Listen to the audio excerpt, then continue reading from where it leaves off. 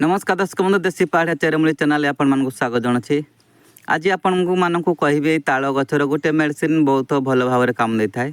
तो आपण मैंने ताड़ गछ को देखिथिबे यार कौन फल को मध्य पकुड़ी करी आपण मैंने खाइथिबे एवं टांकू केसर मध्य खाइथिबे। तो आपण मैंने ओडिसा रे अछंती तो भल भाव रे चिन्हि पाथिबे ए ताड़ गछ को।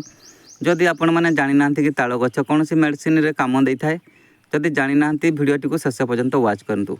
जदि आपण मैंने ताड़ टांकू केसर और ताड़ पकोड़ी खाई तो वीडियो को गोटे लाइक करदे।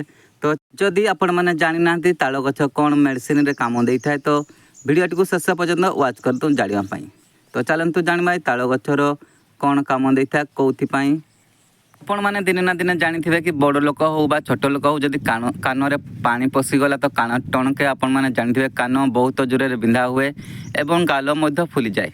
तो आपण मैंने सही टाइम रे कौन करिवे जदि पाखरे डाक्तरखाना नाही तो आपण मैंने ए ताड़ गछ साहाय्य रे ताकू ठीक करि पारिबे। तो ए ताड़ गछ आपण मैंने देखि पारथबे बड़ ताड़ गछ दरकार नाही, छोट ताड़ गछर गोटे बांगा को आपण मैंने आनी पकेबे। तार कौलिया बांगा को आपण मैंने छेची तार रस को 1 चामच बाहर करिवे। ता सहित 1 चामच खांटी सोरिष तेल आनिबे एवं ता सहित रसुण 3-4 कूल आनिबे एवं एकत्र करी आपण माने ताको निया रे धीमा आंच रे माने कम निया देई आपण माने ताको फुटांतु। जेपर कि फुटी रसुण कला हे गला परे उल्हे आनंतु।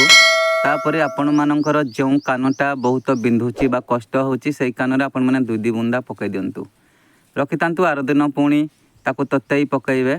तो आपण माने एई भलिया 3-4 दिन जदि करि देउछंती देखिबे आपनकर कान बिंधा गाल फुला सब ठीक हे जिवो।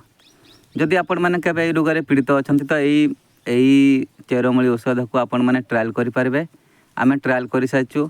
जदि आपण माने एई ट्रायल करिबा परे जदि भलो होई चाहते तो वीडियो को गोटे लाइक कर देबे, शेयर कर देबे, कमेंट लिखि जणाबे आपण माने को गाँव अछंती। तो आज पई विदाय दंतु। नमस्कार, जय जगन्नाथ।